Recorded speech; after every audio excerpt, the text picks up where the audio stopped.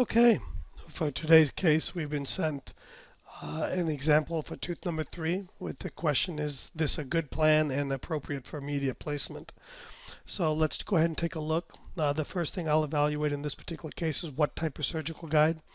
And again, based on the data here, we have this is a perfect case for the Opti guide.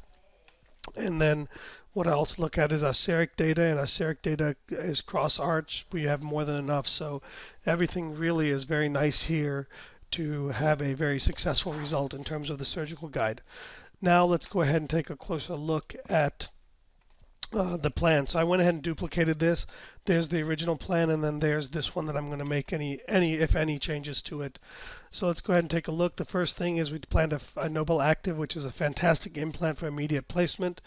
We did a 5 by 11.5, which is more than adequate. So let's go ahead and take a look. So when I'm planning immediate placement, one of the things that I'm mentally doing, and what I'm going to do here is I'm just going to remove the implant so it's not in our scene here, and I'm going to kind of draw out what I'm mentally visualizing here. So what I'm going to visualize is, where is the bone? So we can see here's the bone up to that level right there. So, and then here's the bone right here. Okay.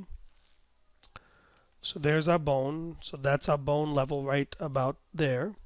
And then I'm going to draw out where is our tooth. And I like to mentally, in this case, visualize it in red, because what that means to me is this is an area where I will not have any stability because the tooth is there. So just like so, there is our tooth. Okay. And then what I like to be able to see here is, we'll mark it in green, is where is the fresh bone? In other words, where is the bone that we're going to get stability from? And what I see in this case is, one, we have great interseptal bone separation between the buccal root and the palatal root, and we have plenty of space up to the full floor of the sinus. So I can automatically tell you that with a good active dynamic type implant, such as the Nobel Active or the Megagen Any Ridge, that we will have a very, very good chance of being able to place an immediate placement. That is also going to be based on being able to remove the tooth without removing the bone and without breaking the buccal plate. So I'm pretty confident in this plan as we see it here. Sorry, this ability to place an immediate placement here. So hopefully that is helpful to see how I look at that. So now we put the implant back in. We can see buccal lingually. We're relatively well centered. If anything, I'd say, hey, listen, we have a little bit more space here on the lingual, so maybe I'll move it back that way. And what this also does is it gets more into that interseptal bone.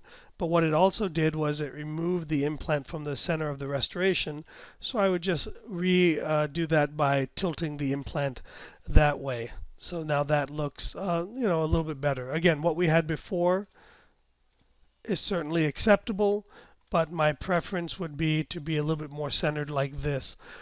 Next, mesiodistally, if we take a look right here, mesiodistally we look pretty good. The big issue that I'm having with this particular plan is the bone level.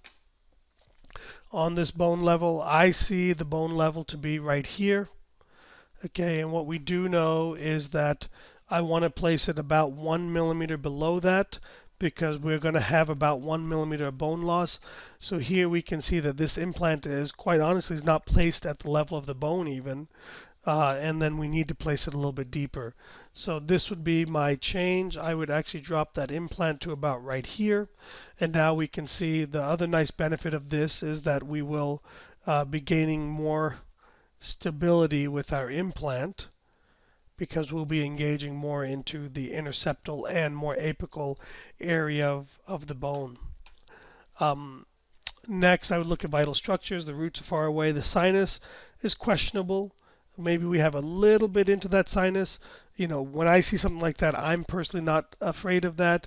But if we would like, we can go to a 10 millimeter implant here and still maintain the stability that we do need. If we look at our occlusal table, we can see that we're very well centered in the center of the restoration. If we look at our occlusal plane, we can see also that our occlusal plane is pretty nice and flat. Again, very nicely done here. And then we can see that our sleeve position is very nicely done and is in the right spot.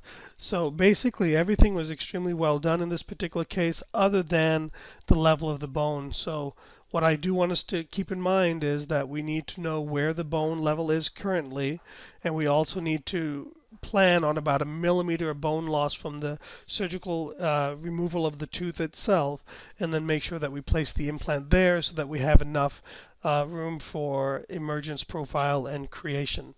Very happy with this plan. I think everything looks very nice. Just some minor changes and ready to send it forward.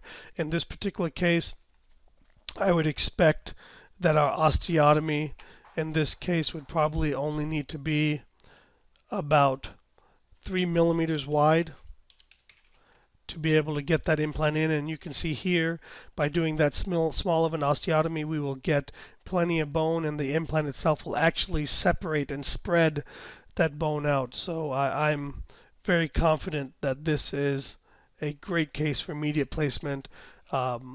So thank you very much.